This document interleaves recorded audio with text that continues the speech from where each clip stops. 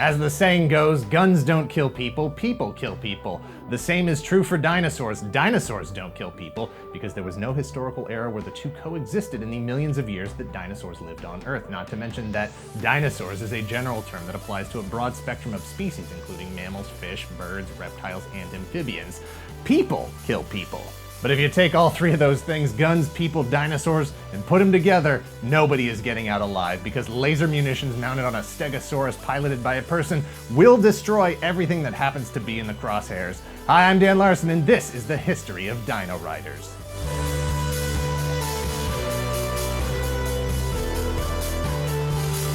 Dino-Riders was a single-season, 13-episode animated series that first aired Saturday, October 1st, 1988.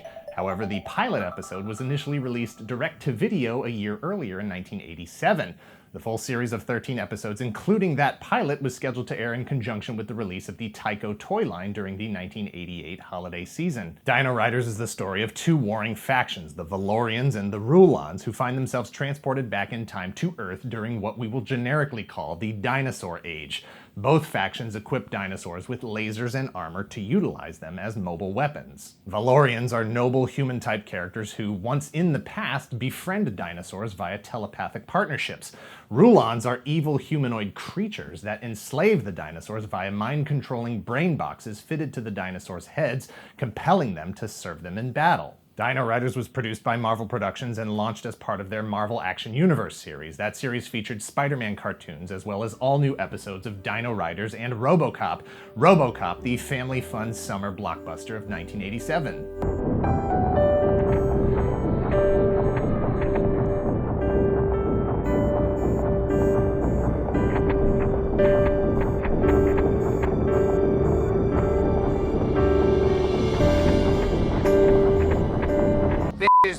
The 80s had been a golden age for a multimedia marketing approach to selling toy lines. Marvel Productions had been producing animation and comics, helping to develop mythologies to promote toy lines for nearly a decade, and was very good at it. Brands like G.I. Joe, Transformers, Jem and the Holograms, Muppet Babies, and Rude Dog and the Dweebs all owe their success to Hasbro's ability to build value and visibility. And Tyco was betting on Dino-Riders being their Rude Dog and the Dweebs. Dinosaurs have always been a draw for kids, but Tyco recognized that no one was capitalizing on that idea in the toy aisle the way they were hoping to. Masters of the Universe used weaponized dinosaurs in 1987 with Bionatops, Tyrannosaurus, and Turbodactyl. But they were never more than supporting accessories appearing at the very end of the once dominant franchise. Tyco saw that it wasn't enough to bolster Masters of the Universe, but maybe it was enough to carry a whole new line.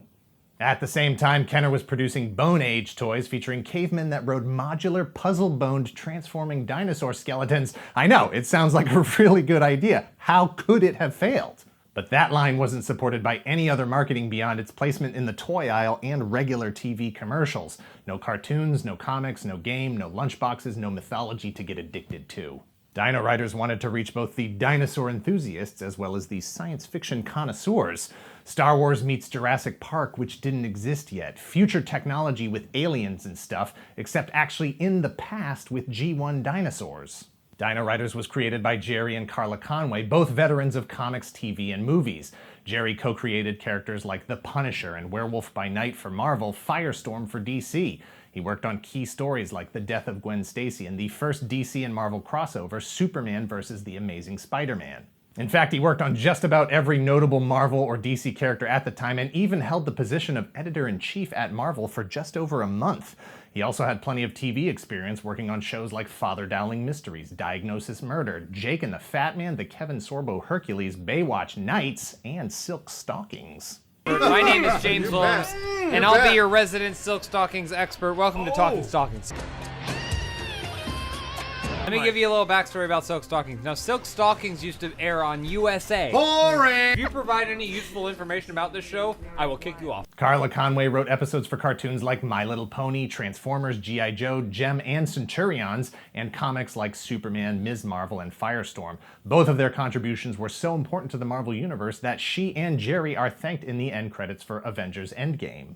The cast of Dino-Riders was chock full of industry veterans. Dan Gilvezan, who voiced Spider-Man on Spider-Man and His Amazing Friends, and Bumblebee on Transformers, took on the role of Questar, the leader of the Noble Valorians. Mind's Eye was played by Peter Optimus Prime Cullen. Emperor Krulos was played by Frank Megatron Welker. Gunner was played by Peter Cullen. Rasp was played by Frank Welker. Antor was played by Peter Cullen. Skate was played by Frank Welker. Dino-Riders the Show was produced to promote Dino-Riders the toy line from Tyco. Historically, Tyco had built their brand on model train sets and slot cars. This was their chance to put themselves into the same category as Hasbro, Mattel, and Kenner with action figures.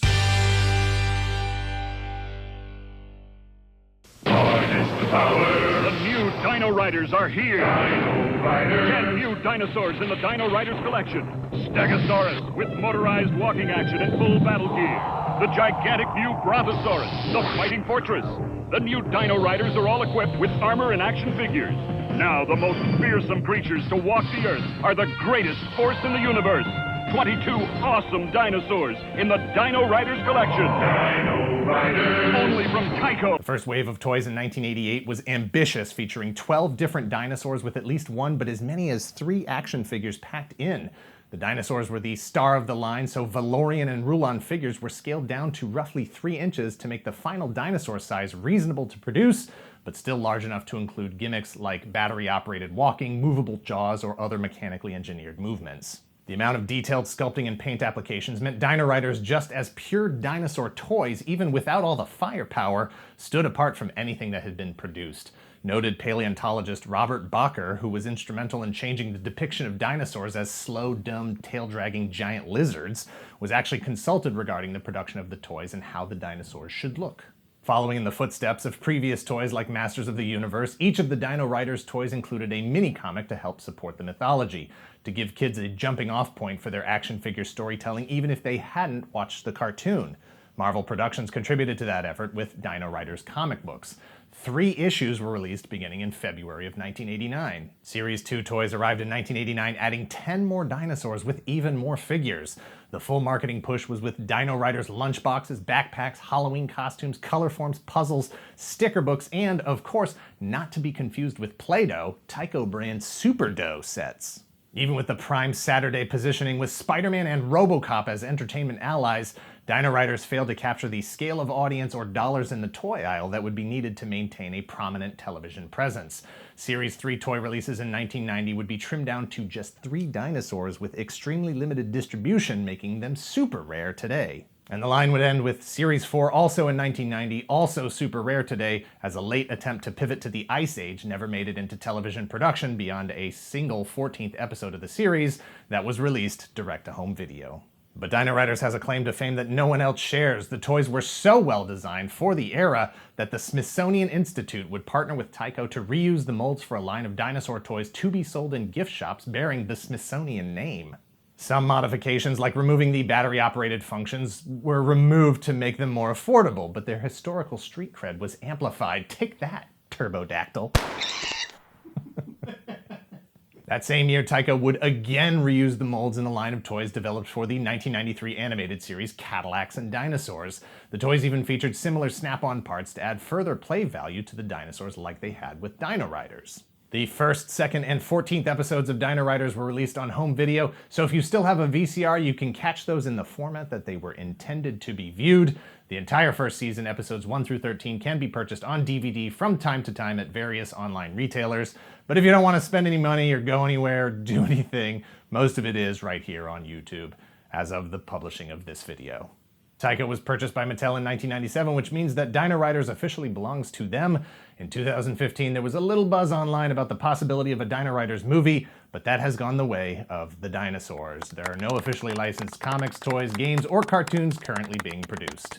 Dino-Riders does have a bit of a legacy inspiring other brands. Rex from Toy Story was definitely based on Dino-Riders toys. His body is nearly identical in sculpting to the Tyco T-Rex, and he even says as much in the first movie. He states that yes, he is from Mattel, but actually from a smaller company that was purchased by Mattel in a leveraged buyout. There's a line of toys called Primal Clash from Lanard Toys, which is essentially Dino-Riders meets G.I. Joe, 4-inch scaled dinosaurs and other creatures with saddles and missiles, and all of the same kind of fun. And Fisher-Price's Imaginext line has all manner of dinosaurs with various mechanical parts and add-ons. Who knows what the future holds for Dino-Riders? Mattel owns Tyco, which owns Dino-Riders, so the future is in their hands. Hasbro has been making every effort, albeit unsuccessfully, to get a shared toy universe into theaters. If they can make it happen at some point, perhaps Mattel will follow suit, and Dino-Riders can pave the way. Until then, Dino-Riders, like the Valorians and Rulons, remain trapped in the past. This episode of Toy Galaxy is brought to you by Squarespace. From websites and online stores to marketing tools and analytics, Squarespace is the all-in-one platform to build a beautiful online presence and run your business. Toy Galaxy is all about telling stories about monsters, robots, aliens, superheroes, pop culture, collecting stuff. Squarespace empowers you to tell the story of your collection and your experience as a collector. Save yourself the time and hassle. Leave the visual design of your site to Squarespace's user-friendly, easy-to-customize templates. Write that blog. You've got ideas about how things should work. Workshop those ideas with the help of a community built around your brand and your voice. For whatever you're collecting, get organized, get archived, get a domain name, and declare your place in the online collecting community. Already have a domain? It's simple to set up or transfer your domain with Squarespace. Bring it over and direct all that traffic you're creating online into one place. Get the exposure to be the next big thing. It's never been easier to sell products or services online. Squarespace allows you to easily manage your products, orders, and inventory. Save the time for making stuff. Save your money for buying stuff. Head to squarespace.com for a free trial, and when you're ready to launch, go to squarespace.com/toygalaxy to save 10% off your first purchase of a website or domain. Thanks for watching. Please hit like, hit subscribe if you aren't already a subscriber. Thank you very much to those of you who already are. If you're in the position to help the channel grow, please visit our Patreon at patreon.com/toygalaxy. Please share this video and let us know in the comments down below whether you would rather be a friendly Valorian or an evil Rulon. Yes, Valorians created a trusting bond with the dinosaurs via telepathy, but Rulons had crocodile, cobra, and hammerhead shark heads, so it's a tough call is all I'm saying. I don't want a shark head. You do want a shark head. Cut.